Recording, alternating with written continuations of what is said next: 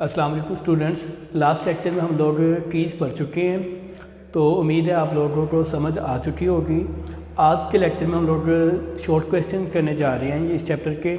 जो कि हमारे पास सबसे पहला शॉर्ट क्वेश्चन है व्हाट इज़ इंडेक्स, और उसके बाद है टाइप्स ऑफ डाटाबेस यूज़र्स।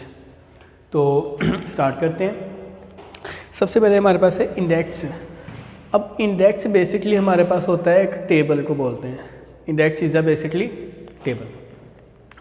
तो इंडेक्स जो होता है ये डेटाबेस मैनेजमेंट सिस्टम मतलब DBMS इस्तेमाल करता है। फाइल प्रोसेसिंग के अंदर कोई भी इंडेक्स नहीं होता था। अब इंडेक्स बेसिकली इसको अंडरस्टैंड करें, आपके पास टेबल ऑफ कंटेंट दिया होता है। मतलब अगर आप कोई भी बुक है तो उसके स्टार्ट के ऊपर टेबल ऑफ कंटेंट में हमारे पास लिखा होता है ये चैप्टर नंबर 1 है, ये पेज नंबर 1 पे है, चैप्टर नंबर 2 पेज नंबर 15 पे है, इसी तरह से अप टू सोन। मतलब इंडेक्स में क्या लिखा होता है, ये चैप्टर नंबर है, ये इस पेज पे है, मतलब डाटा और उसका एड्रेस। मतलब आपने चैप्टर नंबर 5 ओपन करना है, मैं कहता हूँ कि आप चैप्टर नंबर 5 ओपन करें, तो आप क्या करते हैं, बुक में सबसे पहले इंडेक्स ओपन करते हैं, देखते हैं चैप्टर नंबर 5 किस पेज पे है, डायरेक्ट उस पेज पे जाते हैं, आपको चैप्टर मिल जाता है। तो इससे क्या होता है, सर्चिंग का प्रोसेस फास्ट हो जाता है। तो सेम यही कॉन्सेप्ट यूज़ होता है डाटाबेस के अंदर। इंडेक्स मतलब क्या है कि डाटा, और वो डाटा डिस्क के ऊपर किस एड्रेस पे है वो स्टोर होता है एक टेबल के अंदर। उस टेबल को बोलते हैं इंडेक्स टेबल। इंडेक्स की डेफिनेशन क्या है, index is the data structure that is used by DBMS to locate the record of a file quickly. मतलब किसी भी फाइल का कोई भी रिकॉर्ड आपने सर्च करना है, आप जल्दी से कर सकते हैं। मसलन अब हमारे पास स्टूडेंट टेबल के अंदर लाखों रिकॉर्ड्स हैं, लाखों स्टूडेंट्स का डाटा है। तो अगर आपने किसी स्टूडेंट का डाटा सर्च करना है, आप रोल नंबर पे सर्च करते हैं, आप कहते हैं रोल नंबर 10, तो वो DBMS क्या करेगा, टेबल के अंदर डायरेक्ट नहीं सर्च करना स्टार्ट कर देगा कि रोल नंबर 1 2 3 या 10 कहाँ पे है। DBMS जाएगा इंडेक्स में, वो देखेगा कि रोल नंबर 10 का जो हमारे पास रिकॉर्ड है वो कहाँ पे है, ये उसका एड्रेस मिलेगा, तो डायरेक्ट उसी एड्रेस पे जाएगा तो आपका डाटा मिल जाएगा। तो it means it speed up the sorting and searching process. Basically हमारा जो सर्चिंग का प्रोसेस है वो क्या हो जाता है, फास्ट हो जाता है। मतलब जब भी कोई आपने डाटा सर्च करना है, किसी भी रिकॉर्ड को सर्च करना है, तो आप क्विकली जल्दी से कर सकते हैं। And performance of database is also improved with these indexes. Index इस्तेमाल करने से हमारे पास डाटाबेस सिस्टम की जो परफॉर्मेंस है वो बढ़ जाती है। अगर इंडेक्स यूज़ ना करें तो सर्चिंग का प्रोसेस बहुत स्लो हो जाता है। यूज़ करने से हमारे पास परफॉर्मेंस क्या हो जाती है, बढ़ जाती है, मीन्स परफॉर्मेंस इज इम्प्रूव्ड। अब ये जो इंडेक्स है एक फ़ाइल के अंदर स्टोर होता है। मतलब ये जो टेबल का डाटा है, index is a table basically. तो ये जो डाटा है ये कहाँ पे स्टोर होता है, एक फ़ाइल के अंदर। उस फाइल को क्या बोलते हैं, index file. Means index is store in index file. अब इंडेक्स का फ़ायदा हमें क्या मिलता है कि हमारा जो सॉर्टिंग का प्रोसेस है या सर्चिंग का प्रोसेस है वो फास्ट हो जाता है, लेकिन इसका डिसएडवांटेज भी है। जैसे अब आप देखिए ना, आपकी सेकेंड ईयर की कंप्यूटर के अंदर 14 चैप्टर्स हैं। अब मिसाल के तौर पर 2 चैप्टर्स नए ऐड होते हैं बुक में, तो नए चैप्टर ऐड करने के बाद टेबल ऑफ कंटेंट में भी हमें 15वां चैप्टर और 16वां चैप्टर उसके पेज नंबर्स लिखने पड़ेंगे, ठीक है। या कुछ चैप्टर्स ख़त्म हो जाते हैं तो क्या करना पड़ेगा, लाइक हमारे पास 10 चैप्टर्स रह गए हैं तो हमें इंडेक्स फाइल में भी चेंज करना पड़ेगा। मतलब जब भी नया डाटा एंटर करेंगे उस डाटा का रिकॉर्ड हमें इंडेक्स फाइल में लिखना पड़ेगा, या चेंज करेंगे फिर भी हमें इंडेक्स फाइल को अपडेट करना पड़ेगा। मतलब प्रोसेसिंग थोड़ी सी ज़्यादा हमें यहाँ पर लगानी पड़ती है, CPU टाइम ज़्यादा वेस्ट होता है। Means slow down data entry. मतलब डाटा, ये जो हमारे पास सर्चिंग प्रोसेस है, जब डाटा सर्च करते हैं तो बेसिकली आप डाटा रीड करते हैं। मतलब रीड ऑपरेशन तो हमारा फास्ट होता है, लेकिन जो डाटा एंट्री का ऑपरेशन है या एडिटिंग मतलब जब आप किसी डाटा को चेंज करते हैं तो हमारे पास स्लो हो जाता है। स्लो क्यों हो जाता है, जब भी नया डाटा एंटर करते हैं, उसमें 2 चैप्टर्स नए ऐड कर दिए तो चैप्टर भी ऐड करने पड़ेंगे बुक में एंड पर, और उन चैप्टर्स का पेज नंबर हमें टेबल ऑफ कंटेंट्स में लिखना पड़ता है। या चेंज कर दें, कुछ चैप्टर्स डिलीट कर दें तो पेज नंबर चेंज हो जाएंगे सभी के। मिसाल के तौर पर चैप्टर नंबर 2 डिलीट कर दें तो हमारे पास बाकी चैप्टर्स पीछे आ जाएंगे, हर चैप्टर का पेज नंबर क्या हो जाएगा, चेंज हो जाएगा। तो मतलब जब भी डाटा इंसर्ट करते हैं या अपडेट करते हैं, इंडेक्स फाइल अपडेट करनी पड़ती है। तो हमारे पास ये इसका डिसएडवांटेज में आ जाएगा। मतलब एक ओवरहेड है कि जब भी डाटा एंट्री की जाती है या अपडेशन मॉडिफिकेशन किया जाता है तो हमारे पास इंडेक्स फाइल में भी अपडेट करना पड़ता है, डाटा भी एंटर करना पड़ता है और इंडेक्स फाइल को भी अपडेट करना पड़ता है। तो ये दो ऑपरेशन स्लो, मतलब डाटा इंसर्ट का ऑपरेशन और डाटा अपडेट का ऑपरेशन ये स्लो है, लेकिन डाटा रीड का ऑपरेशन ये क्या है, फास्ट है। तो इंसर्ट अपडेट ये तो हमें कभी कभी करने पड़ेंगे, लेकिन जो हमारा मोस्ट इंपॉर्टेंट ऑपरेशन है डाटा रीड, डाटा फेचिंग, मतलब जो डाटा स्टोर है उसे सर्च करना, सर्चिंग हमारा मोस्ट परफॉर्म्ड ऑपरेशन होता है डाटाबेस सिस्टम के अंदर, उसे हमने इंप्रूव करना है। तो इंडेक्स की मदद से वो इंप्रूव होता है और इन data entry operation, data modification ये क्या हो जाते हैं, स्लो हो जाते हैं। तो ये हमारे पास सिर्फ सिंपली शॉर्ट क्वेश्चन आता है, what is use of index in database management system. ये डाटाबेस मैनेजमेंट सिस्टम में यूज़ होता है लेकिन फाइल मैनेजमेंट सिस्टम में यूज़ नहीं होता, तो ये याद होना चाहिए आपको। नेक्स्ट हमारे पास शॉर्ट क्वेश्चन हैं, right the note on the different type of users. तो हमारे पास डाटाबेस सिस्टम के अंदर कुछ यूज़र्स हैं। सबसे पहले हमारे पास जो यूज़र है वो हमारे पास कौन सा है, एंड यूज़र। तो एंड यूज़र हम लोग इसको रेस कर देते हैं, डायग्राम से अंडरस्टैंड करते हैं यूज़र्स बेसिकली क्या हैं।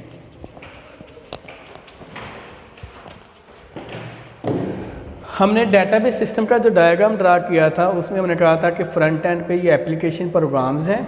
मसलन हमने कहा था कि ये स्टूडेंट का रजिस्ट्रेशन वाला है, ये हमारे पास एग्जामिनेशन वाला सॉफ्टवेयर है और ये हमारे पास कौन सा है, लाइब्रेरी वाला। मिडल में हमारे पास कौन सी सॉफ्टवेयर आता है, DBMS, और सबसे एंड पर हमारे पास जो डाटा स्टोर होता है वो कहाँ पे होता है, डेटाबेस के अंदर। ठीक हो गया, मतलब ये इस तरह से इनकी इंटरेक्शन थी, डाटाबेस सिस्टम इस तरह से काम करता है। तो ये जो हमारे पास फ्रंट एंड पे एप्लीकेशन प्रोग्राम्स हैं, एप्लीकेशन प्रोग्राम्स,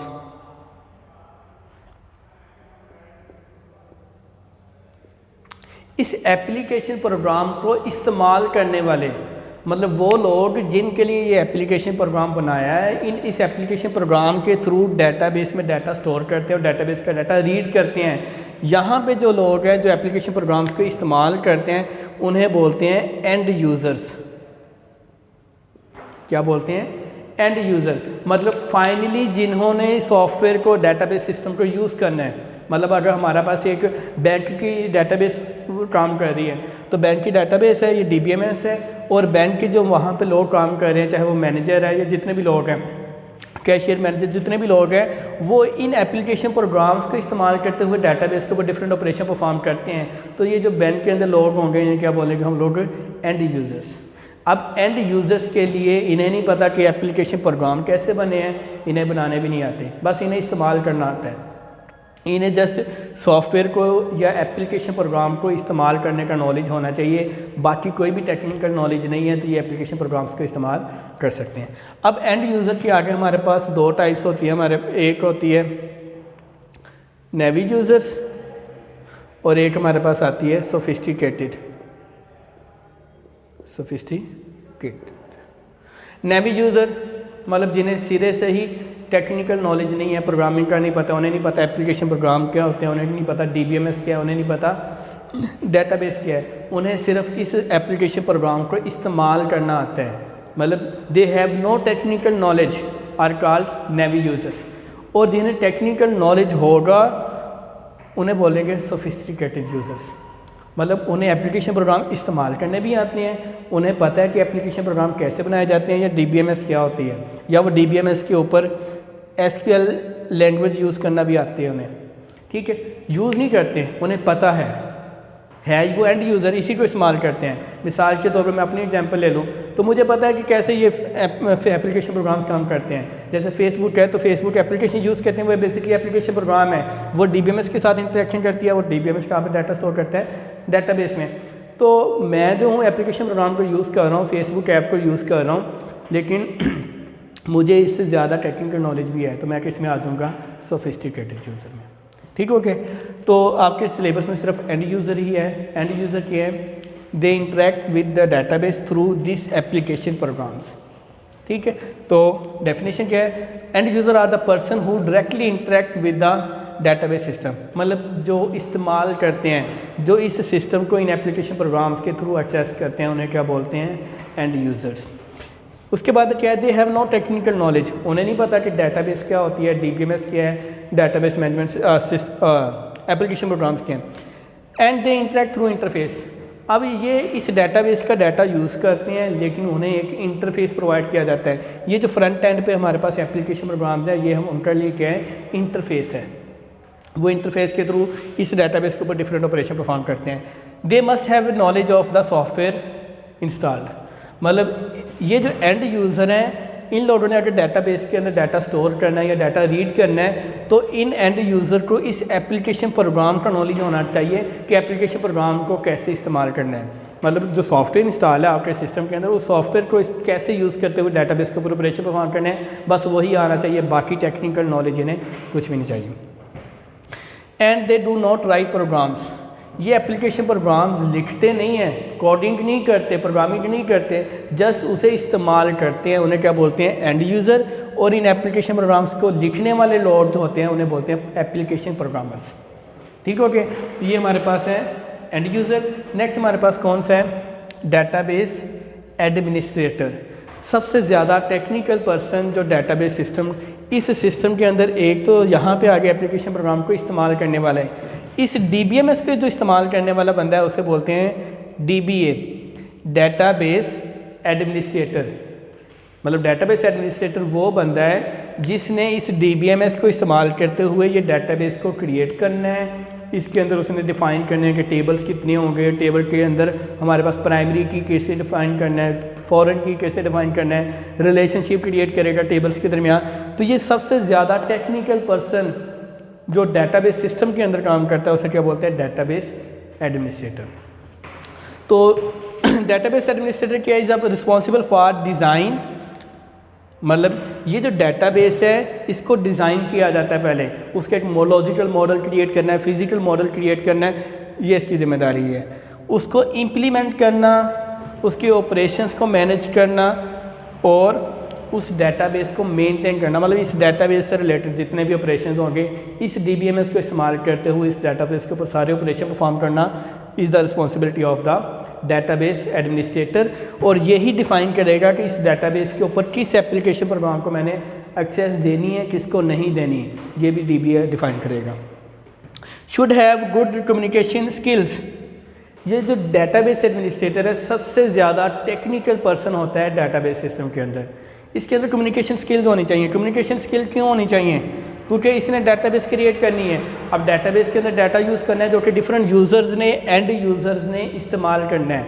तो ये गुड कम्युनिकेशन स्किल्स का मतलब क्या है कि ये जो डेटाबेस एडमिनिस्ट्रेटर है उन यूज़र्स के पास जाएगा, उनकी रिक्वायरमेंट लेगा। अगर उसके पास कम्युनिकेशन स्किल्स नहीं है, वो उनकी रिक्वायरमेंट अंडरस्टैंड नहीं कर सकता। तो यूज़र्स की रिक्वायरमेंट उनके पॉइंट ऑफ व्यू से अंडरस्टैंड करना, उसके लिए रिक्वायरमेंट क्या हमारे पास है, good communication skills. Communication skills के बाद टेक्निकली कॉम्पिटेंट होना चाहिए। ये जो डेटाबेस एडमिनिस्ट्रेटर है, यहाँ पर कोई आम बंदा नहीं बैठा होगा, ये कॉम्पिटेंट बंदा है। कॉम्पिटेंट क्यों है, क्योंकि इसने डेटाबेस क्रिएट करनी है। अब फ्यूचर में कोई मसला आ जाता है हमारा डाटा लॉस हो गया, पावर सिस्टम फेलियर आ गया, कोई भी रीज़न है हमारा सिस्टम फेल हो गया है, अब ये बंदा बैठा है, इसे पता ही नहीं कि अब मैं क्या करूं। तो ये बंदा कॉम्पिटेंट होना चाहिए, उसने सिस्टम को रिकवर करना है, उसके पास बैकअप मौजूद होगा। अगर सिस्टम के अंदर हार्डवेयर को इशू आ जाता है, सॉफ्टवेयर इशू आ जाता है, तो ये बंदा कॉम्पिटेंट होना चाहिए। वो एनालाइज करे कि क्या प्रॉब्लम है, अब इसका सोल्यूशन क्या है। अब ये सारी की सारी रिस्पॉन्सिबिलिटी DBA की होती है, डेटाबेस एडमिनिस्ट्रेटर की। एंड गुड मैनेजर होना चाहिए, क्योंकि ये सिस्टम पूरा का पूरा डेटाबेस क्रिएट करनी है, एप्लीकेशन प्रोग्रामर्स ने राइट करने हैं, तो इनको एक्सेस देनी है। तो कोई भी प्रोजेक्ट जब स्टार्ट होगा, स्टार्ट से एंड तक पूरी टीम के साथ लेके चलना, तो उसके अंदर मैनेजिंग स्किल्स भी होनी चाहिए। एंड डिप्लोमेट, तो डिप्लोमेट भी वो होना चाहिए। तो ये हमारे पास टेक्निकल स्किल्स हैं जो रिक्वायर हैं to become a database administrator. अब डेटाबेस एडमिनिस्ट्रेटर ये जो बंदा है, इसकी रिस्पॉन्सिबिलिटी क्या है, इंस्टॉलेशन ऑफ सॉफ्टवेयर, इस सॉफ्टवेयर को इंस्टॉल करना, DBMS को इंस्टॉल करना, किसकी जिम्मेदारी है? DBA की। मॉनिटरिंग ऑफ डेटाबेस सिस्टम, इसने फिर चेक करते रहना होता है कि सिस्टम सही तरह से काम कर रहा है कि नहीं कर रहा। मतलब डेली बेस पे इसने चेक करना है कि क्या डेटाबेस के अंदर जो डाटा स्टोर हो रहा है उसमें कोई प्रॉब्लम तो नहीं है, एप्लीकेशन प्रोग्राम को डाटा रिट्रीवल में, डाटा एंट्री में कोई प्रॉब्लम तो नहीं आ रही। इसमें मोनीटर करना होता है, देखभाल करनी है कि सिस्टम सही तरह से काम करता है। नेक्स्ट हमारे पास क्या है? Solution of if some problem occur, अगर कोई भी मसला आ जाता है तो इस DBA ने उसे सॉल्व करना है। एंड असाइनिंग परमिशन टू, इस DBMS के थ्रू ये डाटाबेस एक्सेस हो रही है तो इस डाटाबेस एडमिनिस्ट्रेटर ने असाइन करनी है परमिशन कि इस डाटाबेस का डाटा किस यूज़र्स को देना है, किस यूज़र को कितना एक्सेस देना है, उसकी परमिशन असाइन करना डाटाबेस एडमिनिस्ट्रेटर की रिस्पॉन्सिबिलिटी है। एंड टेकिंग बैकअप, डाटाबेस के अंदर जो डाटा बहुत इंपॉर्टेंट है उसका बैकअप लेना, एडिशनल कॉपी क्रिएट करते रहना। और restoring in case of problem, अगर हमारा डाटा लॉस हो जाता है तो उसे रीस्टोर करना, ये हमारे पास रिस्पॉन्सिबिलिटी किसकी है? डाटाबेस एडमिनिस्ट्रेटर की। उसके बाद हमारे पास आ जाता है data administrator. Data administrator last है। अभी हमारे पास most important user end user है और DBM, दो ही यूज़र हैं। एप्लीकेशन प्रोग्रामर्स आते हैं, वो प्रोग्राम बेसिकली जो यूज़र्स हैं वो कितने हैं? एंड यूज़र जिन्होंने सिस्टम को इस्तेमाल करना है और डेटाबेस एडमिनिस्ट्रेटर जिसने डेटाबेस बनानी है। अब डाटा एडमिनिस्ट्रेटर क्या है? इस DBA का समझ लें असिस्टेंट है। डाटा एडमिनिस्ट्रेटर क्या है? अब कोई भी अदारा है जब वो डाटाबेस सिस्टम पे जाता है तो उसे DBA की ज़रूरत है। डाटा एडमिनिस्ट्रेटर की ज़रूरत हर ऑर्गेनाइजेशन को नहीं होती। इसकी ज़रूरत उस टाइम आती है जब एक हमारे पास ऑर्गेनाइजेशन के अंदर मल्टीपल डाटाबेसेस एग्जिस्ट करती हैं, बहुत सारे डिपार्टमेंट्स हैं, इसे अकेले DBA को सारा काम करना पॉसिबल नहीं होता, मतलब काम ज़्यादा है। तो ये क्या करता है? अपने असिस्टेंट के तौर पर हायर कर लेता है डाटा एडमिनिस्ट्रेटर। तो इस डाटा एडमिनिस्ट्रेटर के ज़िम्मे वही काम हो रहे जो ज़्यादातर DBA के ज़िम्मे है, लेकिन नॉन टेक्निकल काम जो होंगे वो किसके ज़िम्मे होंगे? Data administrator. मतलब डाटाबेस एडमिनिस्ट्रेटर का ही एक असिस्टेंट है जिसे क्या बोलेंगे? Data administrator. Database administrator DBA is the most technical person और डाटा एडमिनिस्ट्रेटर ज़्यादा टेक्निकल नहीं होगा, ठीक है। इसके ज़िम्मे नॉन टेक्निकल काम हो गए, यूज़र से रिक्वायरमेंट लेके आनी है, डाटा की रिस्पॉन्सिबिलिटी है, तो ये सारी की सारी रिस्पॉन्सिबिलिटी होगी किसकी? DA डाटा एडमिनिस्ट्रेटर और DBA डाटाबेस एडमिनिस्ट्रेटर, ठीक है। तो डाटा एडमिनिस्ट्रेटर जैसे मैंने थोड़ी सी डेफिनेशन लिखी है इसकी, means it is he is responsible for entire data of the organisation. मतलब उस अदारे के अंदर जितना भी डाटा यूज़ होगा ये सारी की सारी जिम्मेदारी किसकी होगी? डाटा एडमिनिस्ट्रेटर की। And he normally develops overall functional requirement for the database. अब ये बताएगा कि इस किसी भी अदारे के अंदर जो डाटाबेस के अंदर डाटा स्टोर करना है, कौन कौन सा डाटा स्टोर करना है, किस यूज़र को कौन सी फंक्शनैलिटी चाहिए, तो ये सारी की सारी रिक्वायरमेंट लेके आना, फंक्शनल रिक्वायरमेंट लेके आना, ये किसकी जिम्मेदारी होगी? Data administrator. मतलब हमने कहा था ना DBA क्या होना चाहिए? कम्युनिकेशन स्किल्स होनी चाहिए, मतलब यूज़र्स के साथ कम्युनिकेट करके उनकी रिक्वायरमेंट लेके आएगा और बताएगा कि फंक्शनल रिक्वायरमेंट्स क्या होंगी हमारे पास। उसके बाद control and manage the whole database system, पूरे के पूरे डाटाबेस सिस्टम की जिम्मेदारी इसके ऊपर भी होती है। ये यूज़र राइट्स भी असाइन करता है, ठीक है। मतलब बहुत सारे काम वही हैं जो डाटाबेस एडमिनिस्ट्रेटर करता है। मतलब इन दोनों के दरमियान कुछ ज़्यादा डिफरेंस नहीं है, लेकिन जो मोस्ट टेक्निकल पर्सन है, मोस्ट ऑथराइज पर्सन है, वो डाटाबेस एडमिनिस्ट्रेटर है, ठीक हो गया। अच्छा, उसके बाद डाटा मैनिपुलेशन इन DBMS, तो ये यूजर्स कंप्लीट हो गए हैं। नेक्स्ट हमारे पास है शॉर्ट क्वेश्चन, डाटा मैनिपुलेशन इन DBMS। तो डाटा मैनिपुलेशन का मतलब होता है ऑपरेशंस, मतलब डाटाबेस मैनेजमेंट सिस्टम के अंदर इस डाटा के ऊपर कौन कौन से ऑपरेशंस परफॉर्म होते हैं, ठीक है। फाइल प्रोसेसिंग के अंदर हमारा डाटा डाटाबेस में नहीं था, अलग-अलग फाइल्स के अंदर था, ठीक है। तो फाइल प्रोसेसिंग के अंदर जो सिस्टम परफॉर्म हो रहे हैं वो डिफरेंट हैं, जो DBMS के अंदर परफॉर्म हो रहे हैं वो डिफरेंट हैं। तो DBMS के अंदर सबसे पहला क्या है? It store data in relations. File processing के अंदर डाटा फाइल्स के अंदर स्टोर होता है, लेकिन डाटाबेस मैनेजमेंट सिस्टम के अंदर data in the form of table और रिलेशन स्टोर होता है, मतलब टेबल्स के अंदर डाटा स्टोर होता है, पहला डिफरेंस। सेकंड क्या है? It may consist of one और मोर रिलेशनशिप, मतलब यहाँ पे टेबल्स के अंदर स्टोर है डाटा और टेबल्स का आपस में रिलेशनशिप भी होगा। अब टेबल का रिलेशनशिप, टेबल के अंदर कीज़ डिफाइन करते हैं, प्राइमरी की और फॉरेन की। तो जब एक टेबल के अंदर प्राइमरी की होगी, दूसरे में फॉरेन की होगी, तो इनका one two many relationship create होगा। तो टेबल्स के अंदर रिलेशनशिप होता है, फाइल्स के अंदर रिलेशनशिप नहीं होता। फाइल के अंदर डाटा डिफरेंट फाइल्स के अंदर स्कैटर्ड होता है, एक फाइल का डाटा दूसरी के साथ लिंक नहीं करता, लेकिन यहाँ पर टेबल्स में है और एक टेबल का डाटा दूसरे के साथ रिलेट करेगा। नेक्स्ट हमारे पास है use index file for search. यहाँ पर फाइल प्रोसेसिंग के अंदर इंडेक्स फाइल यूज़ होती है। डाटा यहाँ पे डेटाबेस के अंदर इंडेक्स फाइल यूज़ होती है, फाइल प्रोसेसिंग के अंदर कोई इंडेक्स फाइल यूज़ नहीं होती। तो ये डिफरेंस है। मींस DBMS जब भी डाटा सर्च करेगा वो इंडेक्स फाइल में से जाके करेगा, फाइल प्रोसेसिंग में डायरेक्ट फाइल में जाके सर्च होता है। तो सर्चिंग का प्रोसेस फास्ट होता है DBMS में, फाइल प्रोसेसिंग में नहीं होता। And it use SQL to perform different operations.